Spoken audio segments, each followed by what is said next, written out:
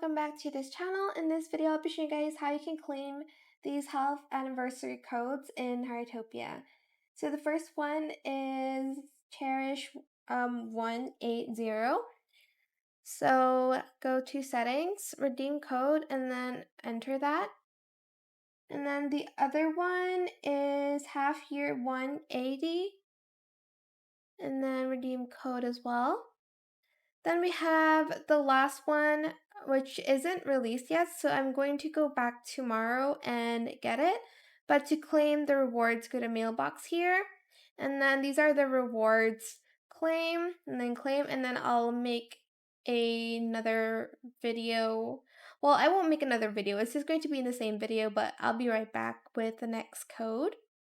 And the last code for the Moonlight Crystals is this. So I'm just going to paste that. It's together 180, redeem, and you're just going to go to your mailbox to redeem that.